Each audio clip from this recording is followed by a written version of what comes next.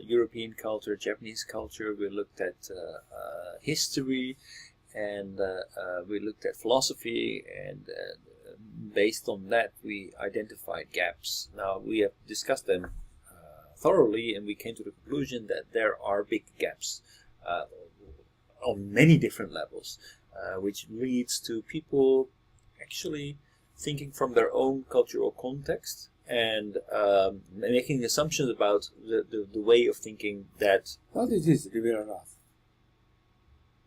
Sorry? What video is it? Okay. Okay. I will skip the introduction, okay? I'm not talking about this slide yet. I'm trying to summarize why this is important. Sorry, I thought this is the first sentence you said to explain. No. So basically, when we are, the way that we think, the way that we express ourselves, the way that we see the world is completely colored by the context that we live in, our culture, our history, and those religion, right?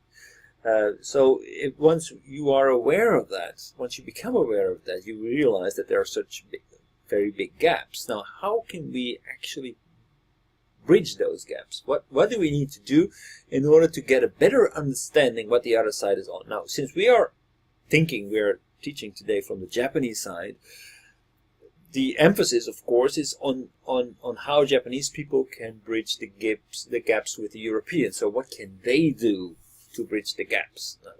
Vice versa, also, this would look a little bit different if it was reasoned from the European side. But these recommendations I gathered from what the Japanese side can do in order to get closer to the Europeans.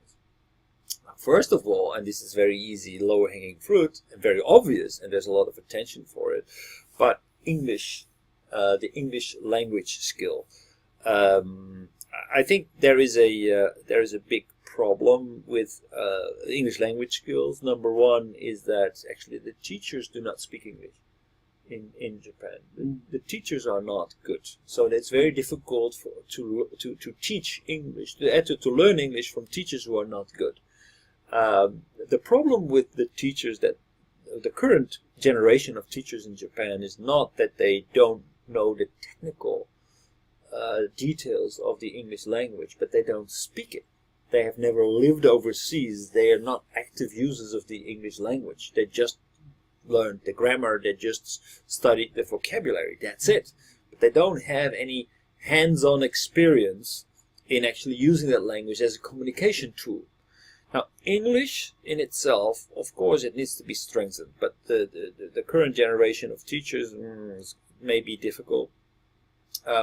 But what is far more important is that kids need to learn English, and actually, and English not as a goal in itself, but English, they need to acquire English as a tool to communicate.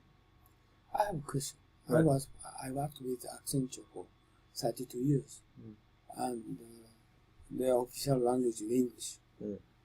Every occasion I need to speak English, listen to English, but I had a problem. Their standard, global standard, is vocabulary around 6,000 words. Communication, basically, Right. material, everything, 6,000. Right.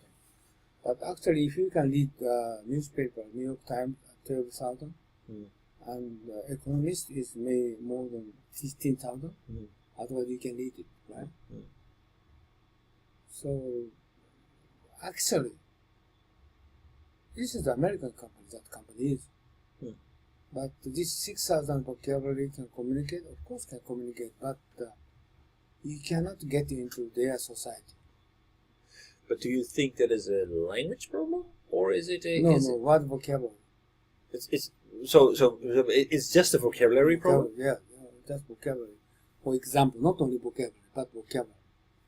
And you had daily conversation, American people daily conversation vocabulary, I think more than 10,000.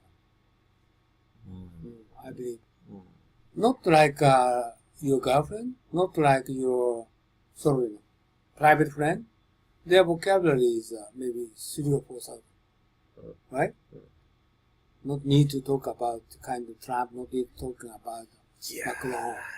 Listen, I used to have an American girlfriend, eh? Yeah. And 3,000. no, no. It was Thai hand. Every time we had we were fighting, I was losing because she I was. tell you, she's using, the frequent keyword is less than 3,000. Oh, Not 10,000, no, okay? No. Chigo. Really? No. I would lose every argument because she would catch me on words. Oh, this is actually miscommunication. No, she was just smarter than me. That was the problem. She was just a lot smarter than me. My case is like that. Yeah. But I think you choose.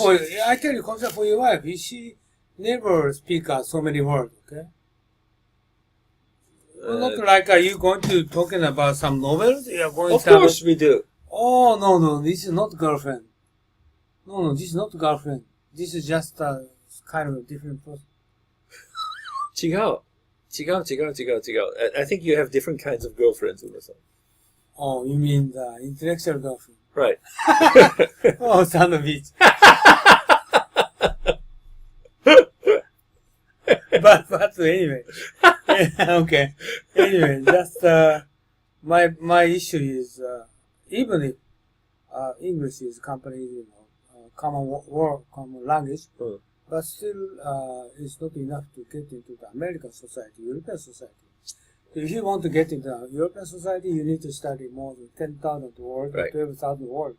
But Depends on whether you're dealing with native English or non-native English, right? native English speakers. It's going to be easier if you're engaging with Germans or Dutch people because their vocabulary is not that big. American people, native people speaker.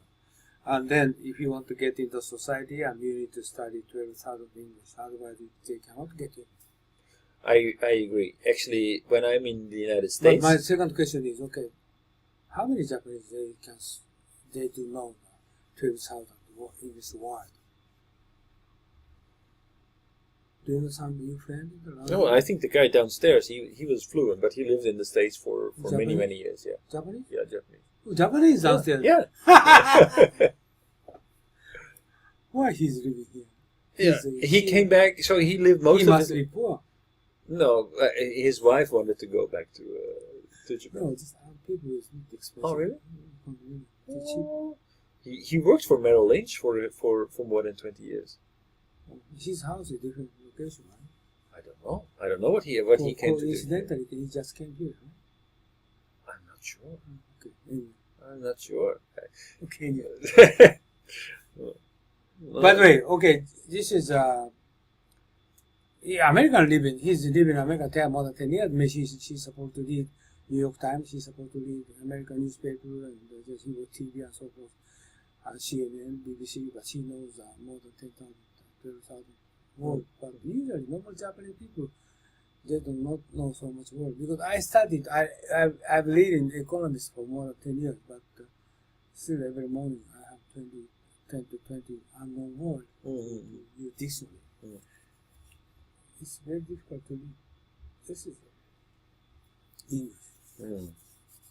Well, I think actually, like, if you really want, so there is this kind of ambition level, right? And things can get very tricky if they want to exclude themselves. If they're interested in you, if they feel that you are worthwhile, they will not use 12,000 words because they know that they will lose you. But if they're not interested in you, if you cannot persuade them, if you cannot sway them into adjusting their vocabulary, then it might not be enough. So basically, if you are looking at a train that is passing by at 140 kilometers per hour, it's very difficult to get on.